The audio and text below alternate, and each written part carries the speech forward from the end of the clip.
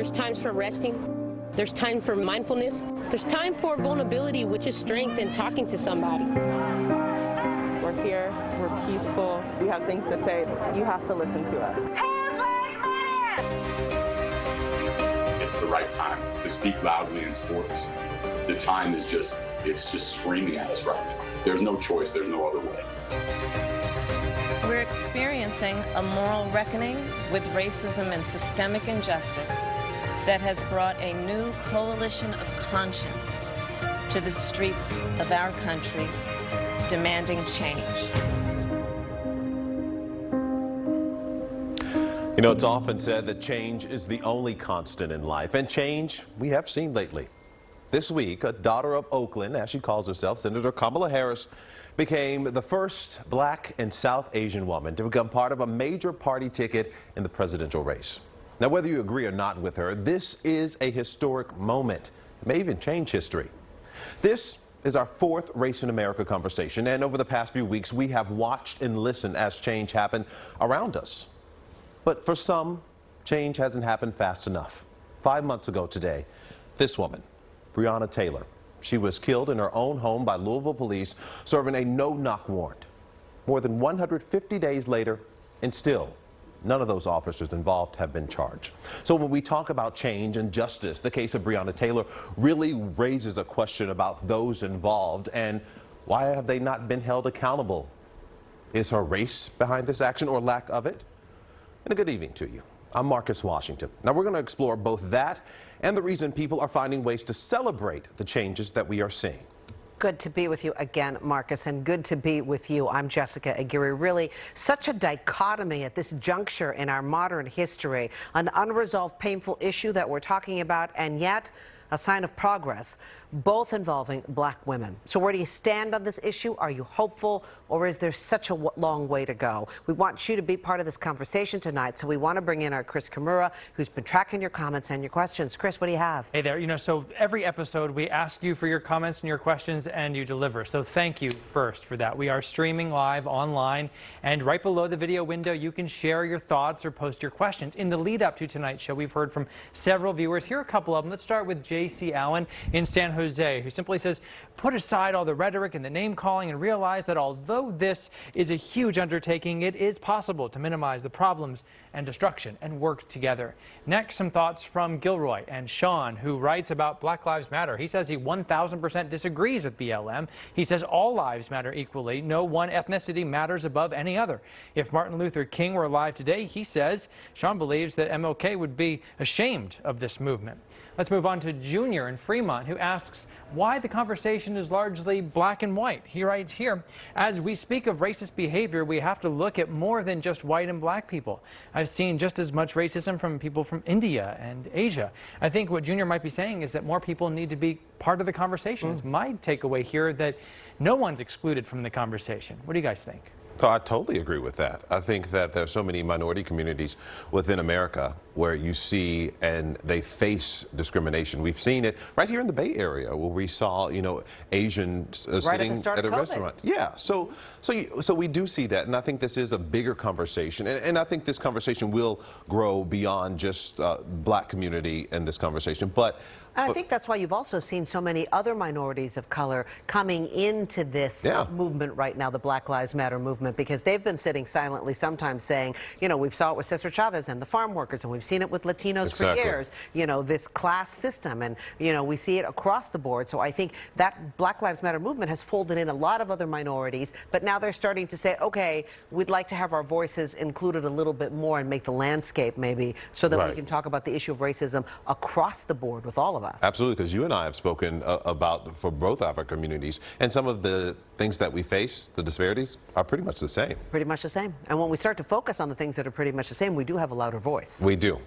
And speaking of voices, you know, from statues to sports, race continues to be a vocal point in America, leading to change and calls for justice. On our way down the long road of history, we collected heroes and idols. They're carved in stone, cast in bronze, on pedestals across the nation.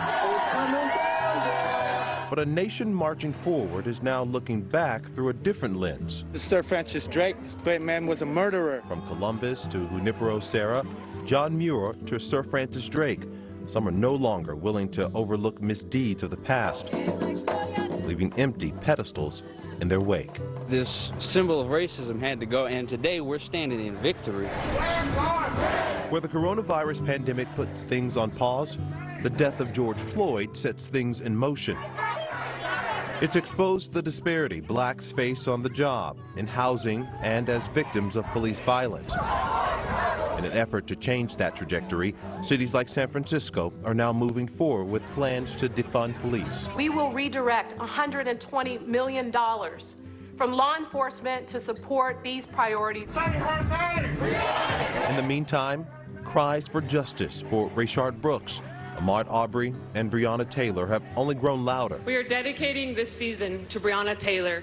As pro sports teams from the NBA to MLB to the National Hockey League taking a knee for racial justice, the WNBA and celebrities drawing attention to Taylor, the emergency medical technician killed by Louisville police in an accidental raid. Oprah Winfrey took out 26 billboards for Taylor, the number of years she lived on this earth. Amid this firestorm for racial justice, the nation said goodbye to lines of that cause. Minister C.T. Vivian and Congressman John Lewis. Give us a vote! Men who not only walked that long road of history, they left behind a roadmap of where it should travel next. We have a distance to travel.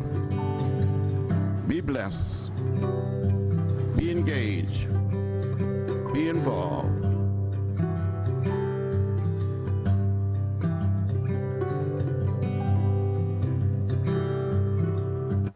Certainly a message that can be taught across the board, and we certainly hope Congressman Lewis' legacy is taught in history classes. So should teachers be reconsidering how history, black history for that matter, is taught following the death of George Floyd, global protest, and this week, Kamala Harris making history? Well, Professor James Taylor, chair of the Department of Politics at USF, joining us now to talk more about that. Thank you so much for joining us. Thank you for having me. All right, so let's talk about Senator Harris there. Were you surprised at Joe Biden's pick for his running mate? I mean, a lot of people were hoping this might be the pair, but were you surprised by this? She was always number 1 or 2 with Elizabeth Warren. But there was so many other people, even some that weren't well known or stated. Out of 12 people, we focused on the African American women, but the reality is it could have gone in any direction. I think certain things that happened at the last minute more recently in the general politics of the country influenced this decision, and Joe Biden, his administration, and his team determined that Kamala Harris meets so many different needs for these times on so many different levels.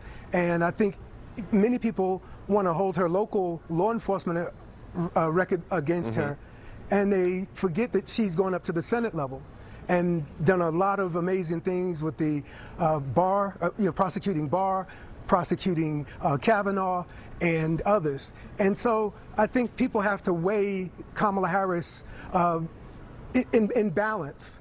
I don't think you can only see the negative, and there's a whole lot of positive there. And now that she's freed from the obligations of law enforcement, you see a whole nother person emerging. And she's now speaking to those issues. Karen Bass was talking earlier about the two of them working together on policy. It related to young people in different juvenile situations and also in the foster care system. So that is some of the things she's done that are less well known. And a lot of people are focusing on some of the negative cases that are inevitable when you're overseeing a large metropolitan area. She herself had to take on some of the responsibilities of her assistant DAs and protect them behind her, even if she disagreed. So she's taken on a lot of weight locally. So do you think that what some of happened it in the is past, deserved, or what she's been doing recently or within the last years that she's been a senator will kind of combat what she's done in the past or what has happened in the past? Well, I think, you know, we're only in the first 24 hours of this thing, but I think there's going to be an evolution as to how this is seen. And as people begin to talk more and more over the next 80 days, they're going to see that she's going to have to go out on the ground as best as she can under the circumstances and make a case that she is the best position, given her law enforcement background and the obligation she has to the movement that ushered her into this position, to make some change. So they didn't put her there just to be seen. They want her to use her influence to try to get reforms in these important areas. And I want to talk about, I know you mentioned earlier, black women as part of this. I know a lot of times when you have a first involved in an election, sometimes it galvanizes a lot of people. Do you think race, gender, going to play a big role in this election? I think it will, because the president, that's his thing. That's all he has left. But I think with all of that's happened since the midterm elections, as a political scientist, I'm paying attention to what happened in the midterm elections. Women are the key to winning. In the midterms, 98% victories were to women against men heads up. Elizabeth Warren said this in the debates, that the women up here hadn't lost. So having a woman at this time, and then having one with a law enforcement background who can then say, inside I can make some change, whereas when I was the DA, I had to enforce the law, and she can explain those differences. And I think there's a lot of goodwill for her in a lot of areas in the African-American community, in different communities. Here throughout this California, the state of California, she's won this state multiple times, which required her to be appeal to many different groups. She's beat a Latina in California, head-to-head for the Senate seat. So she appeals to a wide, in fact, she won the Latina vote in California against Loretta Sanchez. And James, so I want to talk to you about something too. A wide array of people. Absolutely. I want to talk to you about the birther theory. It's back. We saw it. Then President, now President Trump was saying that about Barack Obama, whether he was born here in the United States. We're seeing the same thing with Senator Harris now. But we know she was born right here in the Bay Area in Oakland. So when you hear those questions surface again, would you call this racist? Yeah, and I think she should remind the president that what they have in common is they're both second-generation Americans. So he's not that long here himself, his family either. And I think you're going to see a lot of this kind of nativism and xenophobia, but we've all seen it already. And it's so tired, it's been played for the whole time. So, and it's not working anywhere except where it's already there. So I don't think he's expanding his base, and that is devastating to his reelection because the country is diversifying. You have women mobilized, you have African-American women mobilized, you have African-American men mobilized. So there's a lot of energy in the electorate, and I think the president has a lot to be concerned about. And before I let you go, I want to talk about some things. We've seen a lot of statues throughout the country. George Washington, Christopher Columbus, John Muir, Sir Francis Drake. They're being either removed, they're by their names, whether the statue, the street names, all disappearing now. What do you say about this? Is this something that we're going to be talking about for years to come? Are we going to see more of this? Absolutely. As long as we continue to have these kinds of incidents where you see these outbreaks of people's demands for accountability, you're going to see these unexpected and unpredictable turns. Martin Luther King called it the zeitgeist, being caught up in the spirit of the times. That's Bree Walker up on the South Carolina Confederate pole. It just takes on a life of its own. And we've seen this happen all over, from marketing to schools to freeways. And here in the state of California, when people really look at the issue, they can Google and see. All over the place, there are monuments from the 1840s, when they came, some of the Southerners came from the California Gold Rush, and they were pro-Confederate, and they dominated LA.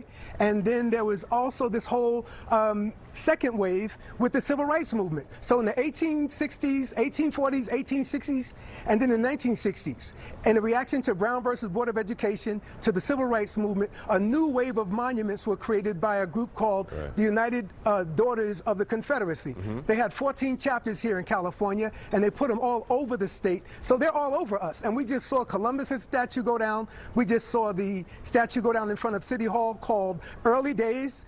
And so these are monuments monuments to these colonial and imperial moments, and there's a reckoning happening in America. All of it is on the table. People are even talking about going after the founding fathers. And you said, these are real conversations that people are going to have. Yeah, so like you were saying, the spirit of the times. Now, before we let you go, I want to talk about a question the spirit of the times that we just got. This was from someone named Sean, a viewer, and he was talking about all lives, Black Lives Matter. In this situation, he says he doesn't agree with it at all. Break that, if you can break that down for us, because I mean, we've talked about it here a lot. I think anybody having that conversation is not worth talking to. I don't think anybody who's having that conversation is serious at this point. It's been vetted. We've been having it for years. And we're still talking about that. That's someone trying to distract you. And Toni Morrison said, people like that, they keep you busy responding to them. I don't think we should respond to somebody still asking the question about blue, black, white lives when people are dying on TV. If people have you know, that kind of confusion, then they need to sit down and talk to other people around them and figure out how they can get a better understanding. But the idea that we are going to, in 2020, when we've been at this since Oscar Grant died, for 11 years in Oakland, and then over in San Francisco with Mario Woods. And now here in 2020, after George Floyd, you want to have a conversation about blue and black and white lives? It's a waste of time. And I don't think anybody should spend their time talking to someone who's thinking about that, because they're not trying to learn. They're trying to keep you responding to a distraction, which is what is being done at the national level of government. Right, so I just don't think people who are serious should waste their time with this. And I think if you want to be, you know, facetious, you could look at the Declaration of Independence. And the Declaration of Independence says all men are created equal. And what did that mean to black people? That all men were created equal. All lives did not matter when all men were created equal. So I think we have to understand that there are specific injuries that the African American community has experienced. And it's also true. Jennifer Eberhardt over at Stanford has demonstrated through her research that American whites are disproportionately shot, like the president said recently, compared to whites anywhere else on the planet. And they don't realize it in terms of that reality with them being shot. So when the president said that, in terms of law enforcement, no other country in the world has 500 white people be shot on a yearly basis, or are as incarcerated as long, or as punished as American whites are. So this system is not just affecting African Americans disproportionately, it is affecting every group.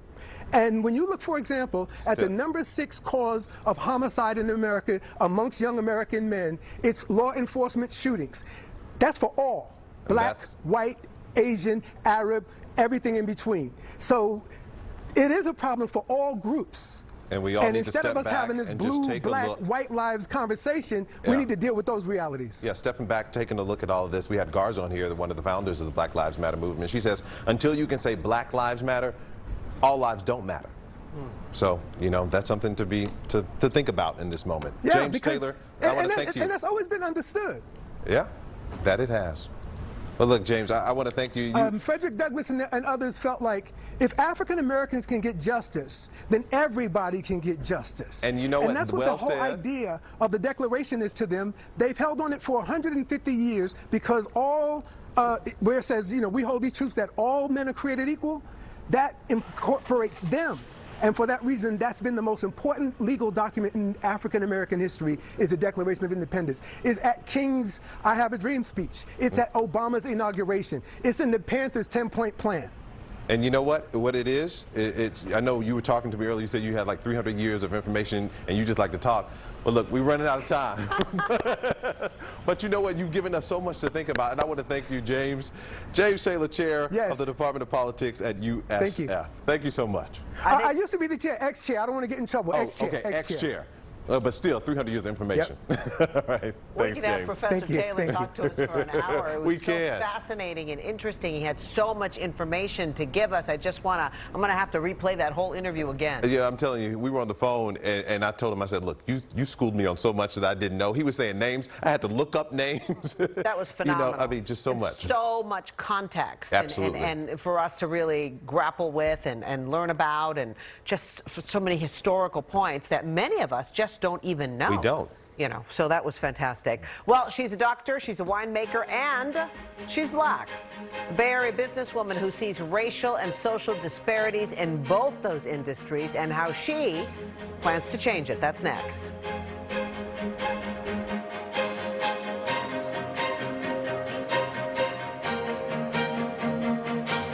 This is actually my first ever protest, but I'm really happy to be here. Too many people are being killed and too many people are being treated unfairly, and there's history repeating itself from hundreds of years ago, and it's like we need justice, we need to bring justice now, because if we don't do it now, when are we going to do it? That's right. Well, you know, highlighting the voices of Black Lives Matter protesters, our digital video journalist, Jonathan Bloom, he's gathered their stories, and you can watch them right after the show or even during our commercial break. What you can do, pick up your phone, and I want you to point it to the QR code at the bottom left screen of the corner there of the screen, right there, and you can find out all of that. You'll see all of the video essays that we have there for you. We've been asking you to join our conversation online, and here is what you've been saying to us. Starting off with Jamie. She says, I need to educate myself, and she asks us to please keep the conversation going because knowledge is power, and power leads to change. Let's go to Cheryl in Richmond. Cheryl said, no, I take that back. This is Scott. So Scott is responding to the comment we had earlier from the gentleman in Gilroy, Sean, and well, the professor also had, I think, the same tact as Scott here. He says, I 1,000% disagree with Sean from Gilroy. Black Lives Matter because all lives matter. All right, and then we're going to finish here with Javier Gonzalez in San Francisco. So Javier's comment basically was talking a little bit about how the conversation he thought was one-sided, but he also talked about how there are other groups in the country that he feels aren't part of the conversation. Specifically, though, he referenced the working class. And I'm curious for you guys, do you think it's appropriate to have a conversation about class at the same time we're having a conversation about race? I think maybe he's referring more to socioeconomic issues, because if we were looking at issues of Latinos and you know, blacks and some of those, it is sometimes a working class because there is such an economic divide in this country. And I think maybe that's what he's referencing to in terms of we've been seeing it, you know, lower paying jobs, jobs that don't have insurance. We've been seeing it during this pandemic, access to education, access to proper housing, access to health care, which we're going to be talking about next. So it is almost one big conversation. But you know, we've talked about that in different series that we have had here. So I mean, certainly it is a part of the conversation. And probably something that we need to explore a little deeper also to kind of talk about that, just as we talk about bringing other voices in, other minority voices in, also to talk about this. Okay, something for us to keep on the table here as we continue our conversations. You write that down, Marcus. Okay, well, she loves science and she loves wine. Dr. Chris Wakira is pairing her two great passions to help fill what she says are the gaps in the system. Frustrated what she saw in healthcare and in the wine industry, she got involved. Dr. Chris Wakira Chira meets us from Stanford Health and the CEO of her wine company. So, thank you for being here. On the surface, it seems like those are very separate passions, but really when you examine them closer, there are a lot of parallels when it comes to access, race, and exclusivity. Absolutely. Absolutely, and sort of one of the underlying foundational issues across both industries is, as you mentioned, access, and also the inequities that have both with industries, both of the wine industry and healthcare. And so these underlying inequities that have been plaguing this industry for generations. And when it comes to healthcare, it's just, you know, access to facilities, to hospitals themselves, to the treatment modalities, to how to the points of disease that most African Americans sort of interface with the healthcare industry, to the distrust that we have with the healthcare industry. And then when it comes to the wine industry, is the underrepresentation as far as winemaking is concerned. It's a multi-billion-dollar industry. We are more on the consumer aspect of it. But because of lack of either funding or education opportunities, we are not represented in sort of the winemaking, the sommelier aspects of the industry. Let's talk about you being a doctor. Blacks make up only 5% of the doctors in the United States. Whites make up 56%. Right. So the impact on the country as a whole is obviously significant, but it's especially significant to communities of color where they don't have access. Right. And this pandemic has actually even put more of a spotlight on that, on the disproportionate burden of the virus on Hispanics and blacks. Absolutely. And just to point out, so I'm a doctor of nursing practice. So I'm not an MD, I'm a DNP. And so, but with that being said, there are only about 10% of African Americans in the nursing field as well. So there's 5% of physicians, but there's also only 10% of nurses. And what that does to the community is I talked about distrust, because there's sort of historical issues of how the African American community has interacted with the healthcare industry. And when you don't see yourself represented in your care providers, in the physicians and the nurses that are taking care of you at the bedside, there's a gap in the rapport that you build with those clinicians, but there's also a gap, distrust in what the care that you're receiving. And there are nuances in the healthcare industry that are not as obvious to folks who are not in the community. I'll give an example. One of the common examples that we give is pain medication. A lot of times when an African American patient is in a hospital and asks for pain medication, they may be considered drug seeking, because we're supposed to be able to withstand pain and be able to tolerate pain a lot better than most communities. But that may not be the case. Right. So let's talk about the wine industry, because there's even less representation there. I mean, only 1/10 of 1% of winemakers are owners in the wine industry, and the wine industry is huge. So it must feel extremely lonely in that pour room. It absolutely is, and especially being a female black winemaker, it's absolutely is a much smaller minority. The funding aspect of it, the distribution aspect of it. So when I came into this industry, those are one of the two main things. So I went out to Napa, Sonoma regions, and I was enjoying building community over bottles of wine, but I saw as completely underrepresented. When it came to the service behind the counters and the folks who were making these wines, we were just nowhere to be seen. And I could not find wines that complemented my cuisine. My Kenyan cuisine. I'm Kenyan American, and I needed to find wines that complemented my mother's and my grandmother's cuisine. And so I came into this industry wanted to craft a wine that did that, but also wanting a wine that I could build community around, and also built a distribution network that would also distribute makers of color, women, and locals. And one of the locals that we distribute is actually who's hosting us today. And finally tonight, do you have a hope that that's going to change now, given not only the conversation we're having about race in America, but also with now Kamala Harris being on the ticket, and people being able to see a very high-profile woman in a very high-profile position? I'm very encouraged by that. I'm actually very encouraged. For one, sort of the symbolic nature of it is, I have a daughter, and for her to be able to see herself in sort of the second highest office in the country is incredible.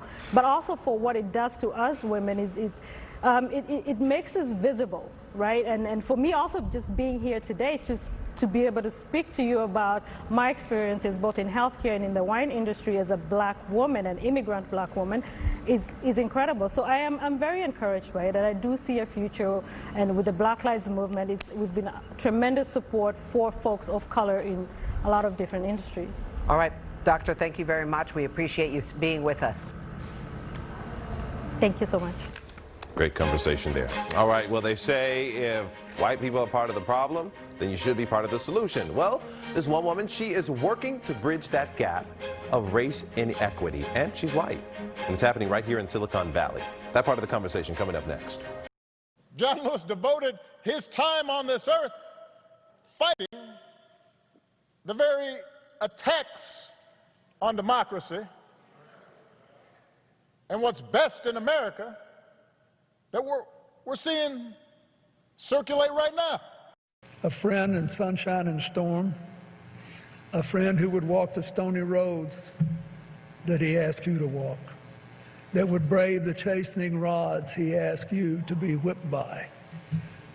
His lesson for us is that we must all keep ourselves open to the hearing the call of love, the call of service, and the call to sacrifice for others.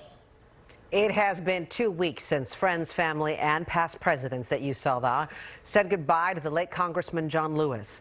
Lewis died July 17th after a battle with pancreatic cancer. Civil rights icon served more than 30 years representing Georgia in Congress. Now, he was one of the leaders who organized the 1963 March on Washington, and then 2 years later led a civil rights protest across the Edmund Pettus Bridge in Selma, Alabama. And that's where we saw his body carried across in a very significant moment, because it was by those, by the same law enforcement branch that beat him on that same bridge. Right. You think about it, you know, we've heard the saying, be the change you want to see. He was that change. He fought until his death.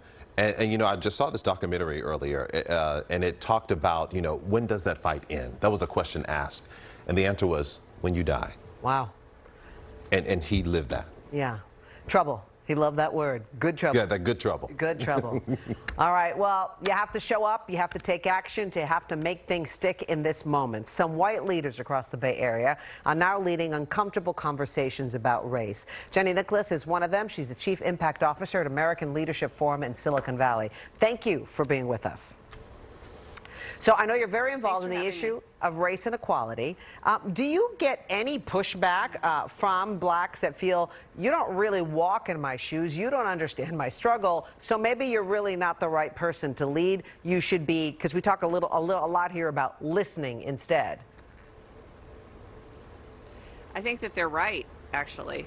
I can't walk in their shoes. I don't know what they've dealt with. I can't begin to understand that. And I think that the role that white people need to play and what we need to do as white leaders is to step back and stand alongside communities of color and really understand what they need and want from us, and then behave in those ways that support the agendas and the things that they need and the things that they hold, and to really decenter ourselves as white people. So let me ask you something, because you are leading a lot of stuff on the dialogue with other white leaders on the issue of racism. What is the biggest stumbling block when it comes to whites? There's a lot of white, very educated people that think they're very, very woke, but they don't seem to realize, though, that they may have an inherent bias as well, right? Yeah, I think that the biggest challenge in entering into these conversations is for people to set aside their desire to say it's not me, that can't be me, and to really set aside and be in a place of being really uncomfortable and understand that actually it is you, because you are part of the system that is creating the oppression. And to be a true ally, what we have to do is really think about understanding the fact that we are a part of the system that is creating oppression, and then be willing to stand alongside people and work to end that oppression. That takes a lot of means self-reflection. that we have to be uncomfortable. Yeah, and a lot of self-reflection. That a lot of people aren't I don't think willing. there's shortcuts to this work. Yeah, it's very intimidating to have those conversations. We've talked about it here. People are sometimes very hesitant. So why did you decide to start these conversations with other people? Well, it's really important to us when we work with leaders at American Leadership Forum that we are providing all of the opportunities for them to stretch and grow and learn and be at their edges and be uncomfortable. For me personally, I can't not do this. If I'm going to be a part of the work that changes this community, if I believe that our liberation is tied to each other, that everyone who becomes liberated needs everyone else to become liberated, then I have to be willing to be uncomfortable. And, you know, honestly, is that not okay for me to do? Absolutely it is. How uncomfortable is it for people of color every single day just to walk down the street, go into a park, drive their car, pick up their children, do day-to-day things that simply never bother me or even cross my mind? So I think I can live with that discomfort, and what I want to do is create spaces and containers where people can learn how to be in discomfort and learn together. We apologize, we're hearing some noise in the background. Jenny, do you feel that we're really at a moment where white people really want to genuinely do this and genuinely learn, or are we at a moment where people are like, they're playing lip service because in this moment in time in history, it is the right thing to do and they want to be on the right side? Maybe if they don't even really want to do it, it's just, okay, I'm going to hedge my bets. Well, for the folks that I'm working with, I believe they're in the first group, Jessica. They are running to be in that space of learning, growing, and being uncomfortable, and they're seeking out these conversations. And obviously, there are always going to be people that will take advantage of a moment, use it for their good. But for the work that we're doing and the work that I'm seeing, I feel like there's a lot of sincere desire for that to look different and to be different. And for the rest of us and the people that you meet along the way, what do you tell them is the right way to be an ally to people of color in this moment? I think it's really important to understand the difference between being an ally and a savior. It's important to understand that communities of color are powerful, strong, self-determining people, individuals, and communities, and they're not looking for a bunch of white people to rush in and save them. What they're looking for are for people to stand next to them as allies, hold their hands, be linked with their arms, and say, I will put myself on the line with you. I will be here for you. You don't need to be saved. You're fantastic just as you are. I'm here to be an ally with you, and I will fight those oppressive systems because I'm a part of the problem that created it. Jenny Nicholas, we appreciate all the work you're doing and for being with us as well. Marcus, that's such a good point that she made that, because we have had this conversation here before, and we have had other black leaders on here with us who have said the same thing. You know, we don't need them to lead. Right. We just need them to stand by us. We can lead on our own, and this is our fight, and we want to be the ones pushing the agenda. Absolutely. I love what you were asking her. You know, the thing about it is sometimes you have to be willing to be wrong, even when you think you're right.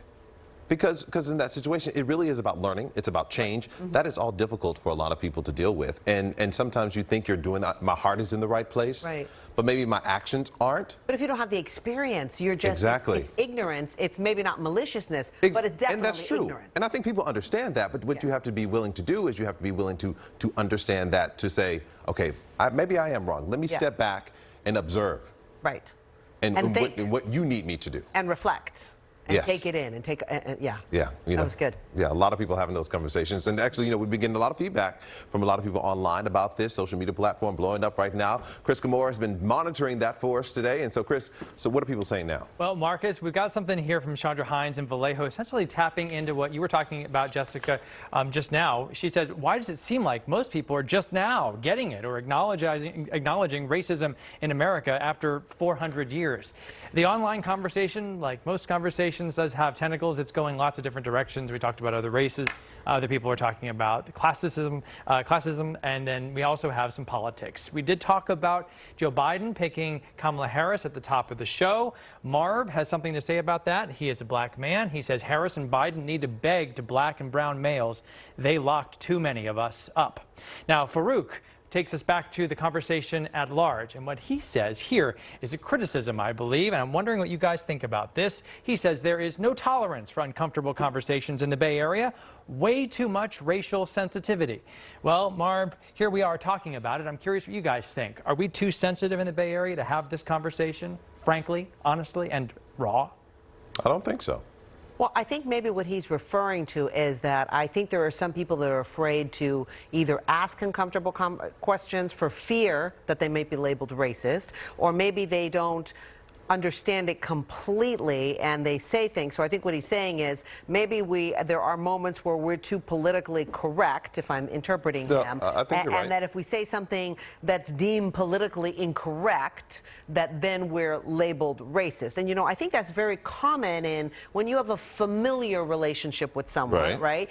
People can say things about you that other people cannot, right? So true. And so I think there is a way, how do we tread through that? Who's allowed to say what to whom? You know, that's a big conversation for another time, because, you know, another Hispanic might be able to say something to me, or we say it about each other. Exactly. That, you know, all of a sudden would be uncomfortable if somebody else said. You know, I can talk about my sister, but you better not talk about my sister. You know what I'm saying? Like, I think it is like that, but I think it is a part of the conversation. And if it is not uncomfortable, you're probably not having a real conversation about it. Yeah. Because this is like, we've heard this time and time again. Every time we talk and have this conversation, we hear about it being uncomfortable. Right. And I think, will we ever get to the point case, where it's not uncomfortable? You know, I think I don't know about in our lifetime. Maybe. You know, I mean, maybe the next generation coming up, the younger people, when I say younger, I mean 10 and under, maybe not for them, but I think right now there is so much that we have to continue, so many walls that we have to continue to break down. To catch up on. Exactly. And I mean, in education, the history books, I mean. There's a lot of work to be done. A lot of work indeed. Well, you know what, we're going to continue our work right here with this conversation. So Hip Hop for Change, the Bay Area community organizer, helping kids work through their social and economic disadvantages. That part of the conversation when we come back.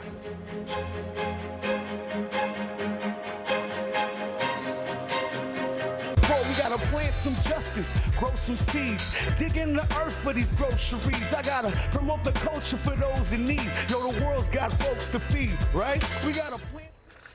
That's Khafre Jay during a TED Talk event. This was a few years ago. He's actually the founder of Hip Hop for Change. It's a grassroots group educating children in oppressed communities using rap, breakdance, and DJing. He actually grew up in San Francisco's Hunter Point, saying that, you know what, it's San Francisco. Khafre, thanks so much for joining us. Thank you so much for having me. How's it going today, Marcus? You know, I'm feeling good right now. And you know what? I'm happy about this conversation because I know when I was talking to you earlier, you know, I said I think when we talk about kids, we really have to talk about what's being done and what we can do at helping that, because this really is our future and we have to set them up to succeed. So you're doing exactly that with your organization, Hip Hop for Change, since 2013. I want you to talk to us about that and how this all got started. Well, you know, I'm a local hip-hop artist, and the community that I experience is much different from what we see on television. I just got to break it down. First off, we've got 3 corporations that own 90% of the depiction of hip-hop culture: Time, Sony, and Warner Music Group. Right now, 70% of the consumer base for hip-hop is suburban white college-age men between 18 and 24. And they're being sold a bill of goods, and that's pretty much taking all the air out of the room. Most of hip hop doesn't look like it looks on television. And I think there's one thing that I said to you earlier, you know, Taco Bell. A lot of people eat Taco Bell, but they don't think Taco Bell represents Mexican culture or Mexican cuisine as a whole.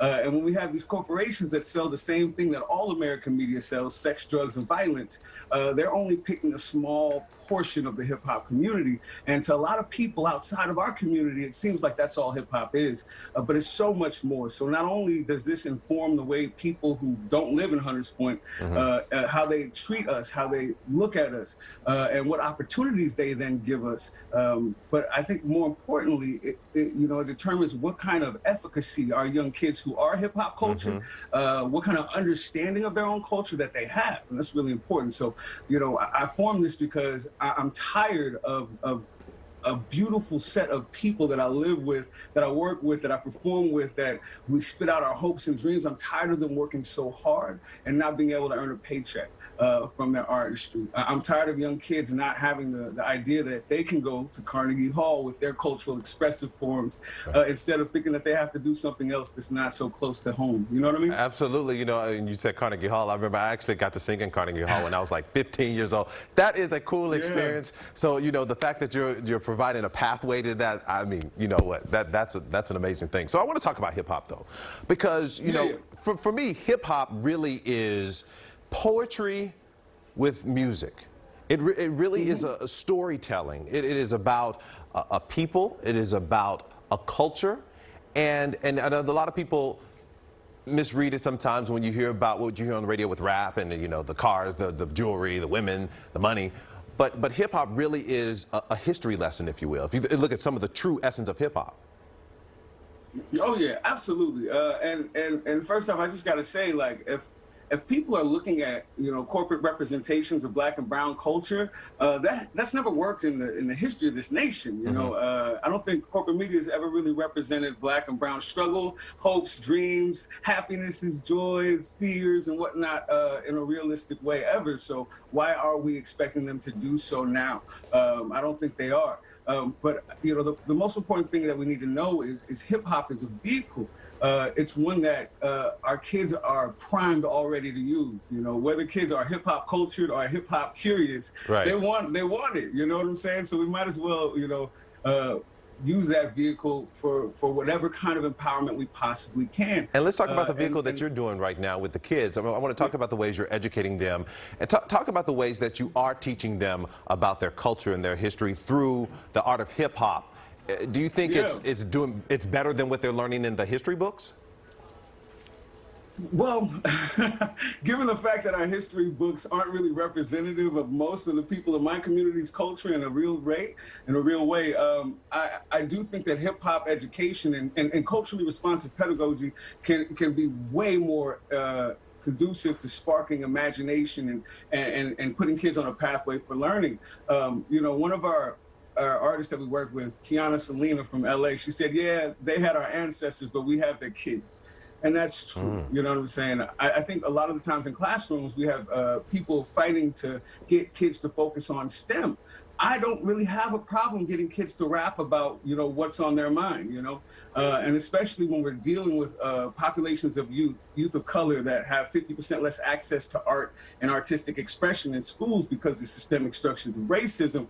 It's a no-brainer to use something like hip hop that really costs nothing. It costs as much as a pencil and a piece of paper for me to put out some raps. And some kids don't even use paper to write stuff down. They just think it all up in here. Right. So when I see the kid walking down the street and they're, mouthing rhythmically and wording, I see genius. I don't see what a lot of people see when they're not from our community. Hip hop to me is expression. It's a beautiful vehicle. And you do it through so many avenues, breakdance, graffiti, and all that. But I want to talk about what you're doing now with the studio that you're trying to build to really give kids that ability to express themselves through music. And you're trying to do this where they have to pay nothing. So talk about what you're doing with that. So our program, we go in K through 12. We've taught 22,000 kids in the last 7 years the history of hip hop and how to engage and express themselves.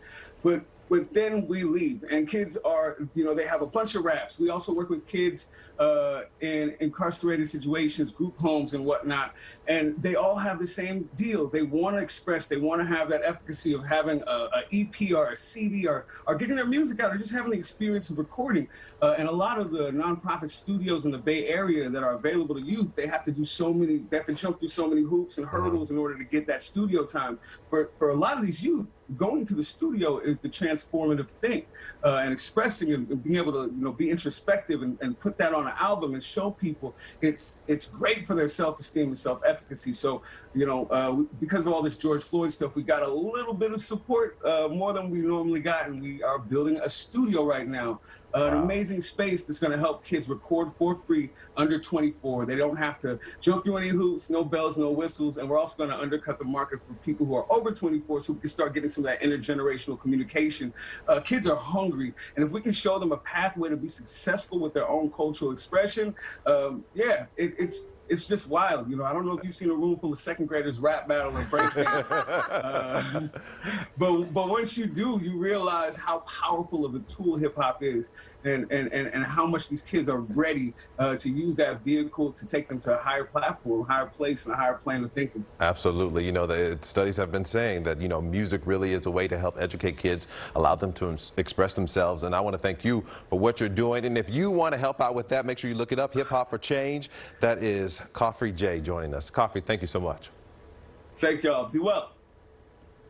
Hip hop is such a bridge too, because really you've got the kids. He's talking about black kids, but it's been such a bridge for white kids too. Yeah, it's what's engaged them to be, in many respects, want to know more about the black culture because it's become synonymous with That's how they're learning so much about it. And like he was just saying, typically the biggest consumer of hip hop, rap music would be, as far as spending the money, is going to be white males between, I think it was like 15 to 24 years old. So certainly they're learning what these rappers and artists are really talking about. Yeah. Okay. All right, we've been getting a lot of feedback on our social media platforms as we've been doing. Let's check in one more time with Chris Kimura. All right, yeah, let's follow that music theme because we have different ways that our viewers are getting themselves educated and getting involved. One of them involves music. We're going to start with a more traditional method, though, with Tamika Smith, who writes in and says, a few Bay Area moms and I have gotten together and sent open letters to our local police chiefs, mayors, and city council members. Now, let's get to the music. Eric Hales wrote us, and he says, I am near completion of a project that deals directly with prejudice, police brutality, and unjustifiable police shootings of unarmed citizens. What is that project? He says it's a Broadway-style play called And Justice For, and one of the songs is called Black Lives Matter. He says he's working on it, so look for it. Eric Hales, that's the guy who's putting that together. All right, we're having a conversation about race, and we're going to talk about a Karen. This is a Karen who says from Sonoma that she wants you to listen to her podcast, A Karen and a Black Businesswoman. Our conversation is direct, emotional, and honest. She says they talk about everything essentially that we're talking about right here in podcast format. So I'm curious, what do you guys recommend for getting yourself involved, getting yourself educated, and educating others? I like the fact that Karen was saying about that. Listen to the conversation. If you have them talking about something, sometimes it is like being the fly on the room in that situation. So you're the door is kind of open for you to kind of get more insight of what's going on. So I think that's a good way. Just listening, we've been saying that listening is one of the many ways you can do, but listening to a podcast, if they're talking about issues like that. The podcast is so great. There's so many activists and people that you can learn from. Yeah, I go on my hike, I put on a podcast all the time, and I'm walking the whole time having to stop and take notes. So my hiking is not going as well, but also reading the books. We've been putting out books, you know, there's a list of books that you can read. You don't know what you don't know sometimes. You don't. You know, and so it is now, you know, imperative that you take that movement. If you want to learn how to, you know, do something, you got to read it or you got to do it. So educating yourself about it. No matter, same thing with racism, and it really wakes you up as to being like, oh, I see that. I didn't know get that now. Yeah. I get that now. Yeah, and a podcast, I know we've talked about it around here, 1619. It's a great podcast to start out with if you're looking for something to just listen to. I listened to it in the car, and every time I drove somewhere, I would listen to it, and it was just very insightful. It's a good one to watch, or listen to, I should say. Yeah, we'll be right back. My people, they dying, they dying. The song that I performed is called Corrupt. It was about gentrification, oppression, and discrimination. My city is gentrified. Slippery slope, like we live on a slip and slide. I wrote this song way before George Floyd. I wrote it like 8 to 12 months ago, and it was just something that I had to get off my chest because I felt that people needed to hear it. We all on different sides. Okay, highlighting the voices of Black Lives Matter protesters right there. You're looking at that. Digital video journalist Jonathan Bloom gathered their stories and their songs. You can watch them right now. Point your phone to that QR code at the bottom left of your corner on the screen. It'll take you right to that video essay. All right. Well, you know what? Juneteenth is now a formally recognized holiday in Santa Clara County. So this week, the Board of Supervisors unanimously approving that proposal, declaring Juneteenth a county-wide holiday starting next year. It commemorates the emancipation of enslaved people right here in the U.S. It was first celebrated in Texas in 1865, like 2.5 years almost after the Emancipation Proclamation. Santa Clara County is now just one of a handful of counties nationwide officially recognizing that day. And I think we had the conversation about Juneteenth here maybe a month ago about the lack of recognition for that. So we can see slowly there are incremental changes that are happening even within the last 6 weeks that we've been having this conversation about, you know, race in America. Absolutely. And you know, the thing about Juneteenth, it is heavily celebrated here in the Bay Area, which, you know, I mean, there's one in San Jose, Oakland, as well as San Francisco. They have them every year. And I've had the pleasure of actually hosting the Juneteenth Festival in San Jose for the past 3 years. And even this year, it was virtual. So, I mean, it's such a celebration and a time to celebrate because it's done with music, it's done with art, it's done with food. I mean, everything within the Black community is really celebrated out there. And because you think about We've seen some companies start to recognize it as well. Absolutely. And now that we've talking about it, more people are listening, and now we know. And more people know about it. All right, Chris. All right, so our conversation has gone lots of different directions all over the map. One common thread, though, schools. Trishelle, I think we're going to end with yours, and you wrap it up nicely. We have to start with early childhood education. How early, you guys think? I think it should start in kindergarten. Yeah, I think before then. Whenever they can understand talk. I mean, you know, it's just kind of like little things here and there, kind of how we learn everything.